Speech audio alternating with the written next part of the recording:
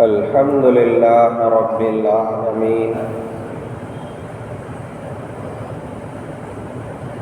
والصلاة والسلام على سيدنا محمد وعلى آله وأصحابه أجمعين أما بعد قال الله تعالى في القرآن العظيم والفرقان الحميد أعوذ بالله من الشيطان الرجيم بسم الله الرحمن الرحيم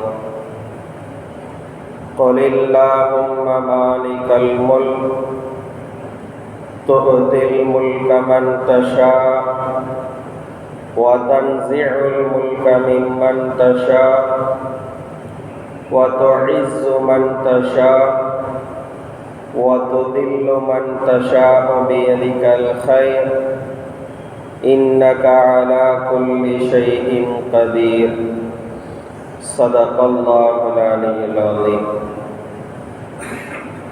قال نبينا صلى الله عليه وسلم من لم يشكر الناس لم يشكر الله أو كما قال عليه الصلاة والتسليم எல்லா புகழும் அல்லாஹ் ஜல்ல ஷானஹு தஆலா ஒருவனுக்கே உரித்தாகட்டுமாக. அல்லாஹ்வின் அன்பும் அருளும் சத்திய தூதர் சன்மார்க்க போதகர் ஹதரத் முஹம்மது ரசூலுல்லாஹ் ஸல்லல்லாஹு அலைஹி வஸல்லம் அவர்களின் மீதும் அவர்களின் வழிமுறையை வழுவாது நழுவாது பின்பற்றி வாழ்ந்து மறைந்த உத்தம சத்திய சஹாபாக்கள் தாபீன்கள் தபா தாபீன்கள் மீதும் குறிப்பாக இங்கு வீற்றிருக்கிற நம் பேர்களின் மீதும் நீங்கா நிலவட்டுமாக. ஆமீன். அன்பிற்குரிய அல்லாஹ்வின் நல்லடியார்களே, இன்றைக்கு நாம் சுதந்திர காற்றை சுகமாக அனுபவித்துக் கொண்டிருக்கிறோம் என்று சொன்னால் இதனுடைய பின்னணியிலே நம்முடைய முன்னோர்களினுடைய இரத்தமும் வியர்வையும் கலந்திருக்கிறது என்பதை நாம் மறந்துவிடக்கூடாது. ஆகஸ்ட் மாதத்தினுடைய 8வது தேதியிலே நாம் வீற்றிருக்கிறோம். 7வது தேதியிலே நாம் வீற்றிருக்கிறோம். இன்னும் ஒரு சில தினங்களில் ஆகஸ்ட் 15 சுதந்திர தினம் என்பது நம்மை எதிர்கொள்ள இருக்கக்கூடிய இந்த சூழ்நிலையில் இந்த தேசத்திற்காக தேச விடுதலைக்காக பாடுபட்டவர்களினுடைய பங்களிப்பு எந்த அளவிற்கு இருந்திருக்கிறது, அவைகளை நாம் நினைவு கூறுவதும் அவர்களுக்காக நாம் செய்கிற கைமாறு என்ன என்பதை பற்றி பேசுவதும் பொருத்தமான செய்தியாகவே அமைந்திருக்கிறது.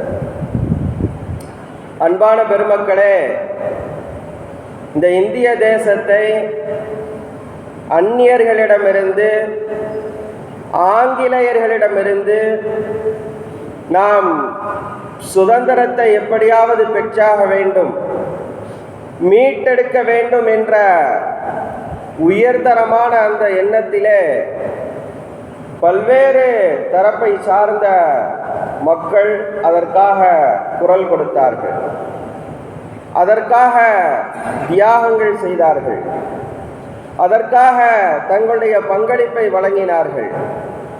எல்லோருடைய பங்களிப்பும் இருக்கிறது என்று சொன்னாலும் கூட குறிப்பாக நம் சமூகத்தை சார்ந்த சமுதாய புரவலர்கள், சிறு குழந்தைகள், பெண்கள் என எல்லோருடைய பங்களிப்புமாக இணைந்துதான் இந்த சுதந்திரத்தை நாம் பெற்றிருக்கிறோம். பொதுவாகவே ஒரு காரியத்தை நாம் வென்றெடுப்பது என்று சொன்னால் அவ்வளவு சீக்கிரமாக அது சாத்தியப்படாது. அதற்காக பல இழப்புகளை நாம் இழக்க வேண்டியது இருக்கும். பல விஷயங்களை நாம் கடந்து செல்ல வேண்டிய சூழ்நிலைகள் ஏற்படும். ஒரு குறிப்பிட்ட காலத்திற்கு மேல் ஆங்கிலேயர்களிடமிருந்து இன்னமும் நாம் அடிமைப்பட்டு கிடப்பதை இந்த தேசத்திலே இருந்து கொண்டிருந்தால் அது நன்றாக இருக்காது. உலமாக்கள் முதலாக குரல் கொடுக்கிறார்கள். காரணம் என்ன தெரியுமா? லா இலாஹ இல்லல்லாஹ் முஹம்மதுர் ரசூலுல்லாஹ், வணக்கத்திற்கு தகுதியானவன் அல்லாஹ்வை தவிர வேறு யாரும் இல்லை. அடிமைப்படுதல் என்பது, ஒரு மனிதன் அடிமைப்படுதல் என்பது அது ரப்புக்கு மாத்திரமே நாங்கள் அடிபணிவோம். ரப்பை தவிர இந்த உலகத்தில் நாங்கள் யாருக்கும் அடிபணிய மாட்டோம் என்கிற அந்த அடிப்படை கொள்கையை அரபி மதரசாக்கள், உலமாக்கள் ஜும்ஆ மேடைகளை பயன்படுத்தி மக்களுக்கு மத்தியிலே இந்த கருத்துக்களை எடுத்துச் சொல்கிறார்கள். நாம் ஆங்கிலேயர்களிடத்திலே அத்தனையும் நம்முடைய வளங்களை சுரண்டி வைத்துக் கொண்டு நம்மை அடிமைப்படுத்தி கொண்டு அவர்கள் ஆட்சி செய்து கொண்டிருக்கிறார்கள். ரப்புல் ஆலமீனுடைய அவனுக்கு மாத்திரமே அடிபணிய வேண்டிய நாம் ஏன் ஆங்கிலேயர்களுக்கு அடிபணிய வேண்டும்? கட்டுப்பட்டு நடத்தல், மதித்து நடத்தல், மரியாதையாக நடத்தல் என்பது வேறு, அடிமைப்பட்டு கிடத்தல் என்பது வேறு. எனவேதான் அந்த கருத்துக்களை ஆரம்பத்திலே இருந்து கொஞ்சம் கொஞ்சமாக அங்கே சொல்லப்படுகிறது. மக்களுக்கு மத்தியிலே விழிப்புணர்வு ஏற்படப்படக்கூடிய அந்த ஆரம்ப காலங்களிலே சற்றேறக்குறைய 1919 ரவுலட் சட்டம் என்று ஒரு சட்டம் அறிமுகப்படுத்தப்படுகிறது. ரவுலட் சட்டம் பாட புத்தகங்களிலே நாம் படித்திருக்கலாம், அல்லது நம்முடைய குழந்தைகள் இப்போது படித்துக் கொண்டிருப்பார்கள். ரவுலட் சட்டம்னா என்ன தெரியுமா? ஒரு மனிதரை, ஒரு நபரை விசாரணை இல்லாமலே கைது செய்து சுமார் 2 ஆண்டுகள் வரைக்கும் அவரை சிறையில் அடைப்பதற்கான அனுமதி ஆங்கில அரசினுடைய அந்த சட்டமாக அங்கே நடைமுறைகளே படுத்தப்பட்டது. அதுவரைக்கும் அப்படி ஒரு சட்டம் இல்லை. ஒரு நபரின் மீது ஏதேனும் குற்றம் ஏற்படுகிறதா, சந்தேகம் ஏற்படுகிறதா, அவரை முதலில் அழைத்து விசாரணை செய்ய வேண்டும். விசாரணைக்கு பிறகுதான் கைது என்பது அதுவே அடுத்த கட்டம். ஆனால் ஆங்கிலேய அரசு கொண்டு வந்த இந்த ரவுலட் சட்டம் என்பது ஒரு நபரை எவ்வித விசாரணையும் இன்றி, முன் விசாரணையும் இன்றி அவர் கைது செய்யப்படலாம். அதற்கான அனுமதியை இந்த அரசாங்கம் வழங்குகிறது. சுமார் அதிகபட்சமாக 2 ஆண்டுகள் வரைக்கும் அந்த நபரை சிறையிலே அடைத்து வைத்திருக்கலாம். அதற்கான அனுமதியை இந்த அரசு வழங்குகிறது என்று இந்த சட்டத்தினுடைய சுருக்கம் அங்கே அமையப்பட்டிருந்தது. நாடு முழுவதும் இதற்கு எதிர்ப்பு கிளம்புகிறது. காந்தியடிகள் சுதந்திர போராட்டத்தினுடைய மிக பிரபலமாக பேசப்படக்கூடிய அவர்கள் இந்த சட்டத்திற்கு கருப்பு சட்டம் என்று பெயர் வைத்தார்கள். இது என்ன சட்டம்? மக்களை ஆழ்வதை போன்று தெரிவதில்லை, ஆய்வதை போன்று தெரிகிறது. மக்களை ஆழ்வதை போன்று தெரிவதில்லை, மக்களை ஆய்வதை போன்று தெரிகிறது. இந்த சட்டத்திலே நீதமில்லை, நியாயமில்லை, உண்மை இல்லை என்று இந்த சட்டத்திற்கு கருப்பு சட்டம் என்று மகாத்மா காந்தியடிகள் பெயர் வைத்தார்கள். நாடு முழுவதிலும் பல்வேறு விதமான இடங்களிலே அங்கே குழப்பங்கள் ஏற்படுகிறது. இந்த சட்டத்திற்கு எதிராக பல்வேறு இடங்களிலே நடக்கிறது. நாம் அறிந்திருப்போம் ஜாலியன் வாலாபாக் படுகொலை என்று. அந்த படுகொலைகள் எல்லாம் இந்த சட்டத்தினுடைய பின்னணியிலே ஆங்காங்கே ஏற்பட்ட அந்த பிரச்சனைகளினுடைய விளைவாக ஏற்பட்டதுதான். பஞ்சாபிலே இது போன்ற ஒரு சூழல் நடைபெற்று கொண்டிருக்கிறது. டாக்டர் சைஃபுத்தீன் கிச்லு என்று சொல்லப்படக்கூடிய ஒரு மருத்துவர் அங்கே இந்த குழப்பத்திலே ஈடுபட்டிருந்த மக்களை ஆசுவாசப்படுத்தி, அமைதிப்படுத்தி, கூட்டத்தை கலைத்து போகுங்கள் என்று மக்களை சொல்லிக் கொண்டிருந்த நேரத்திலே 2 அங்கே ஆங்கில அதிகாரிகள், அந்த சைஃபுத்தீன் கிச்சில் என்று சொல்லப்படக்கூடிய அந்த மருத்துவர் அவர்களை மக்களை அமைதிப்படுத்துகிற நல்ல காரியத்தை தான் அவர்கள் செய்தார்கள். ஆனால் அவர்கள் இவர்தான் இந்த கலவரத்தை இயக்குகிறார், இவர்தான் இந்த மக்களை பின்னிருந்து இவருக்கு முட்டு கொடுத்து கொண்டிருக்கிறார், இவர்தான் மக்களை உசுப்பி விடுகிறார் என்று மாற்றி விளங்கி கொண்டவர்களாக அங்கே அமிர்தசரஸிலே இருந்த அந்த மனிதர் அவர்களை, அந்த டாக்டர் அவர்களை கைது செய்து சுமார் 160 கிலோமீட்டர் தூரத்தில் இருக்கக்கூடிய தர்மசாலா என்ற இடத்திற்கு அழைத்து செல்கிறார்கள். அங்கே தனியாக பிணை வைக்கிறார்கள், சிறை வைக்கிறார்கள். டாக்டர் சைஃபுத்தீன் கிச்சிலு நேர்மையாக மக்களை அமைதிப்படுத்தினார். ஆனால் ஆங்கிலேய அதிகாரிகள் அதை தாறுமாறாக வேறு விதமாக அதை சித்தரித்து அவருக்கு எதிராக அங்கே வழக்கை பதிவு செய்து மக்களுக்கு எதிராக வன்மத்தை புகட்டுகிறார். மக்களுக்கு எதிராக இவர் சூழ்ச்சிகளை அங்கே உருவாக்கி விடுகிறார் என்றெல்லாம் அங்கே செய்திகளை சொல்லி அவர் இருந்த இடத்திலே இருந்து 160 கிலோமீட்டர் தூரத்திலே கொண்டு போய் அவரை சிறை வைக்கிறார்கள், தனிமை சிறை. இதை கேள்விப்பட்ட மக்கள் கூடுதலாக கொந்தளிக்கிறார்கள், அரசு அலுவலகங்களை சூறையாடுகிறார்கள். மக்பூல் காபூத் என்று சொல்லப்படக்கூடிய ஒரு வழக்கறிஞர், அவரை கைது செய்கிறார்கள். நிலைமை கட்டுக்கடங்கவில்லை, கைமீறி போய்விட்டது என்பதை உணர்ந்த ஆங்கிலேய அதிகாரிகள் மக்பூல் காபூத் அவர்களை அழைத்து சித்திரவதை செய்கிறார்கள். இந்த கலவரத்திற்கு, இந்த நிகழ்விற்கு நீங்கள் தான் செய்தீர்கள் என்று பொறுப்பெடுத்துக் கொள்ளுங்கள் என்று சித்திரவதை செய்கிறார்கள். நான் ஏற்றுக்கொள்ள மாட்டேன் என்று சொல்கிறார்கள். கடுமையான சித்திரவதைக்கு உள்ளாக்கப்பட்ட பின்னரும் இவர் ஏற்றுக்கொள்ளவில்லை என்று சொன்னபோது அடுத்த கட்டத்திற்கு வந்தார்கள் அதிகாரிகள். சரி, நீங்கள் ஏற்றுக்கொள்ளாவிட்டாலும், நீங்கள் பொறுப்பெடுத்துக் கொள்ளாவிட்டாலும் யாராவது ஒரு 2 பேரை கொடுங்க, இந்த 2 பேர் தான் இந்த விஷயத்தை நிகழ்த்தி நடத்தினார்கள், இவர்கள் தான் இந்த நிகழ்விற்கு காரணம் என்று 2 பேரை எங்களுக்கு கொடுங்கன்னு கேட்கிறாங்க. மக்பூல் காபூத் சொன்னார்கள், நான் இஸ்லாமிய சமூகத்தை சார்ந்தவன், நான் பொய் சொல்வதற்கு ஒருபோதும் ஒத்துழைப்பு தரமாட்டேன் என்று சொன்னபோது ஆங்கிலேய அதிகாரிகள் வற்புறுத்தினார்கள், சித்திரவதை செய்தார்கள், அனைத்தையும் செய்து பார்த்தார்கள். மக்பூல் காபூத் வழக்கறிஞர் கடைசி வரை ஒத்துழைப்பு தரவில்லை. ஆங்கிலேய அதிகாரிகள் அந்த வழக்கறிஞருடைய சான்றிதழை அவர்கள் அங்கே ரத்து செய்தார்கள்.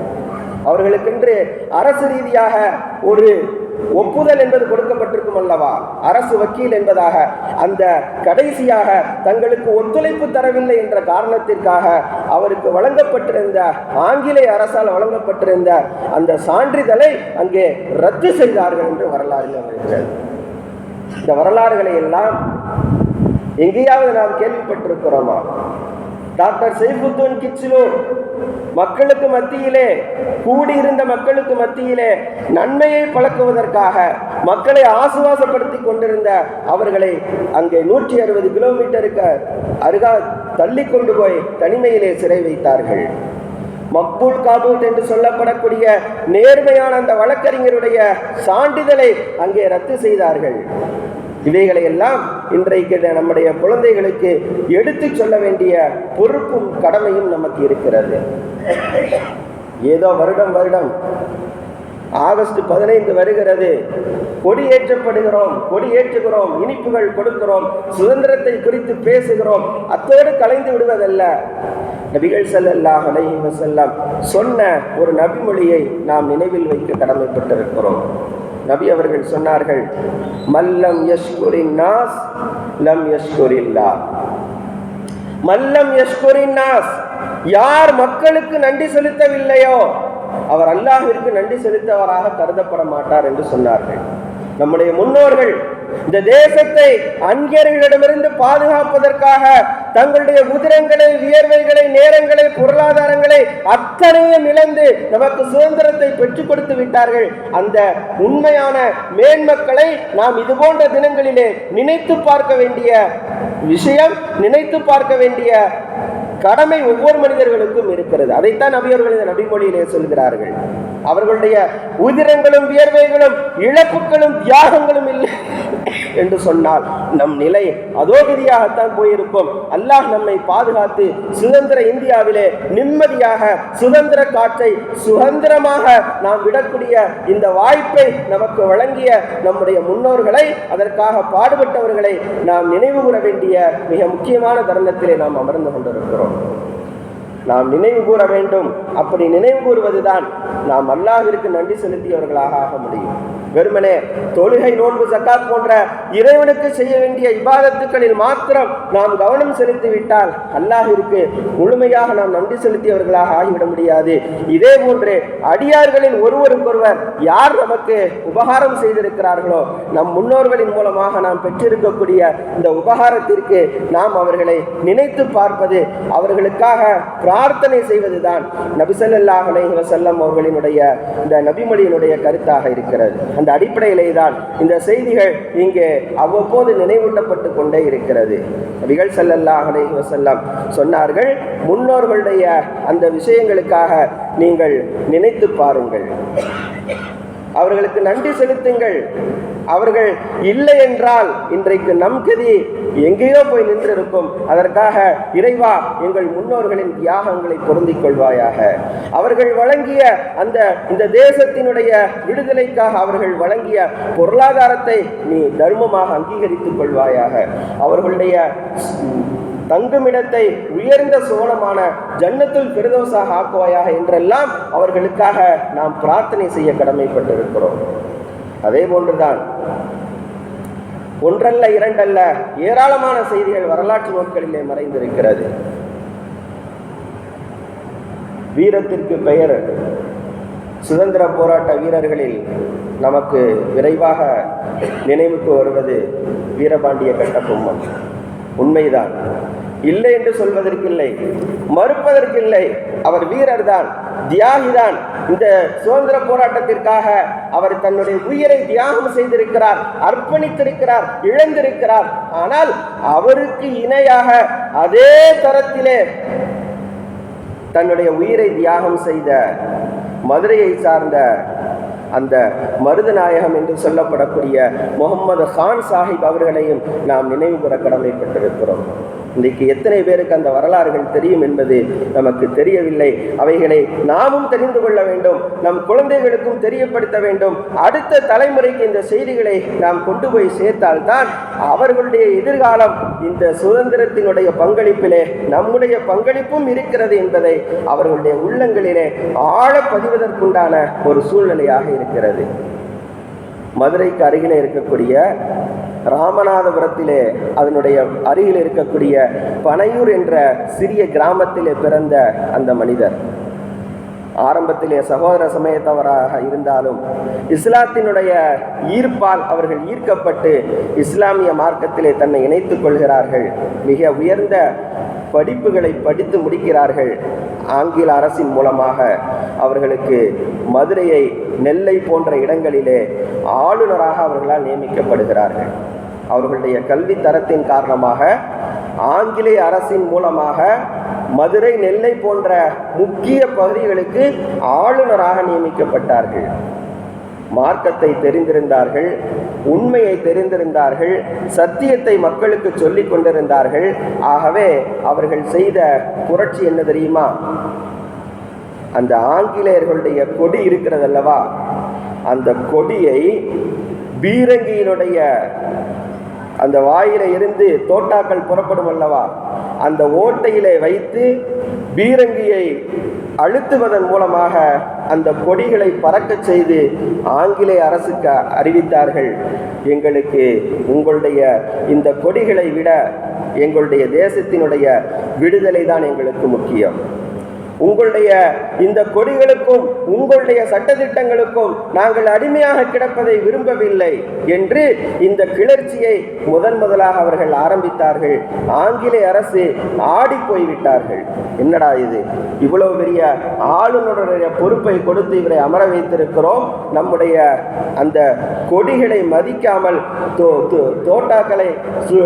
தோட்டாக்களை வைத்து சுடப்படுவதை போல பீரங்கியினுடைய வாய்களிலே வைத்து நம்முடைய கொடியை அவமானப்படுத்தி விட்டாரே, இவருக்கு என்ன தண்டனை கொடுப்பது என்று தெரியவில்லை என்று யோசித்துக் கொண்டிருந்தார்கள்.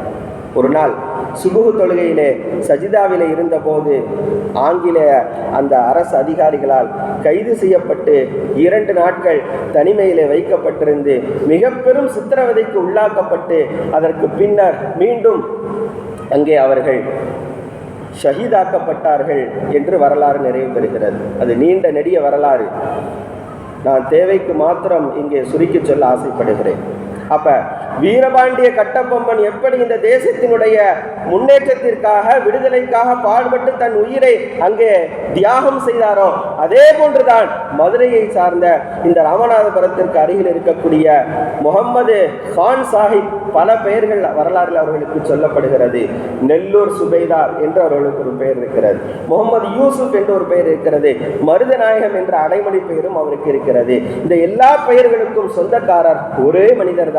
அந்த மனிதர் வீரபாண்டிய கட்டபொம்மனுடைய வீரத்திற்கு இணையாக, ஏன் வீரத்திற்கு இணையாக சொல்றேன்னா, நேர்ல அந்த முகமது கான் சாஹிபை சென்று கைது செய்வதற்கு திராணி இல்லாத ஆங்கிலேயர்கள் தொழுகையிலே சஜிதாவிலே இருக்கிற போது அவர்கள் கைது செய்திருக்கிறார்கள் என்று சொன்னால், அப்போது யூசுப் கான் அவர்களுடைய மருதநாயகத்தினுடைய வீரத்தை தான் அது அங்கே காட்டுகிறது.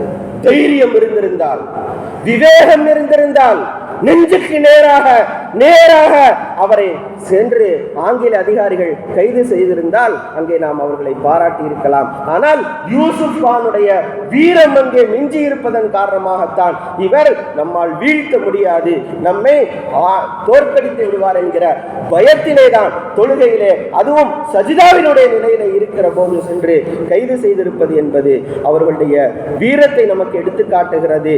வீரபாண்டிய கட்டபொம்மனுடைய வீரத்தை குறித்து பேசப்படுகிற எல்லா நிலைகளிலும் நாம் இந்த மருதநாயகம் என்று சொல்லப்படக்கூடிய, நெல்லூர் சுபைதார் என்று சொல்லப்படக்கூடிய, முகமது யூசுப் கான் என்று சொல்லப்படக்கூடிய இவர்களுடைய தியாகத்தையும் நாம் நினைவு கூறுவது காலத்தினுடைய கட்டாயமாக இருந்து கொண்டிருக்கிறது என்பதையும் நினைவில் கொள்ள கடமைப்பட்டிருக்கிறோம். நபிகள் ஸல்லல்லாஹு அலைஹி வஸல்லம் சொன்ன அந்த நபிமொழியிலே நாம் நினைவு கூறப்பட வேண்டிய முன்னோர்களில் மருதநாயகம் என்று சொல்லப்படக்கூடிய இவர்களும் ஒருவராக இருந்து கொண்டிருக்கிறார்கள். எல்லா சூழ்நிலைகளிலும் உயிரை கொடுத்தவர்கள் இருக்கிறார்கள், நேரத்தை கொடுத்தவர்கள் இருக்கிறார்கள், பொருளாதாரத்தை வாரி வழங்கியவர்களும் இருக்கிறார்கள். அமீர் ஹம்சாவை குறித்து நாம் கேள்விப்பட்டிருப்போம். அமீர் ஹம்சா நேதாஜியோடு இணைந்து அந்த சுதந்திரத்திற்கான விஷயங்களில் ஈடுபடுகிற போது அவர்களுடைய தந்தைக்கு பயம் ஏற்படுகிறது, அச்சம் ஏற்படுகிறது. நம்முடைய குழந்தை ஏதோ தெரியாம நேதாஜி கூட போய் சேர்ந்துக்கிட்டு இருக்கிறார் போல தெரியுது, அவருக்கு ஏதாவது ஆயிட்டா என்ன செய்யறது என்று தன்னுடைய சிறு வயது மகனை அழைத்து அவர்கிட்ட ஒன்றும் சொல்லலை, சாப்பாடை கொடுத்து வீட்டிலே வச்சுக்கிட்டார், வெளியே அனுப்பலை. நேதாஜி அவர்கள் தன்னுடைய சபைக்கு இந்த அமீர் ஹம்சா வரல அப்படிங்கிற செய்தி தெரிஞ்ச உடனே பக்கத்தில் இருக்கிறவங்கள்ட்ட விசாரிக்கிறாங்க. இந்த மாதிரி அவங்க அத்தா அவரை வீட்டில் உள்ளே வச்சுக்கிட்டாரு, வெளியே அனுப்புறதில்லை அப்படின்ன உடனே நேரடியாக அவருடைய இல்லத்திற்கு செல்கிறார்கள். நேதாஜி அவர்கள் அமீர் ஹம்சா அவர்களுடைய இல்லத்திற்கு நேரடியாக சென்று அமீர் ஹம்சாவினுடைய தந்தையை சந்தித்து பேசுகிறார்கள், உரையாடுகிறார்கள். நாட்டினுடைய நடப்பை எடுத்துச் சொல்கிறார்கள், நாட்டினுடைய சூழ்நிலை எடுத்துச் சொல்கிறார்கள். இது போன்று சூழல் சென்று கொண்டிருக்கிறது. இந்த தேசத்தை நாம் இப்போது வெற்றி கொள்ளாவிட்டால், சுதந்திரத்தை நாம் கேட்டு பெறாவிட்டால் இன்னமும் அது மோசமாக போய்விடும் என்று சொன்னபோது அங்கே அமீர் ஹம்சாவினுடைய தந்தைக்கு உண்மை புரிந்துவிட்டது. உடனடியாக 2 காரியங்களை அங்கே செய்தார்கள். 2 காரியங்களை செய்தார்கள். தன்னிடத்தில் இருந்த செக் புக்கை எடுத்து 2,30,000 என்ற ஒரு தொகையை எழுதி இந்த தேச விடுதலைக்காக என்னுடைய பங்களிப்பு என்று கொடுத்தார்கள்.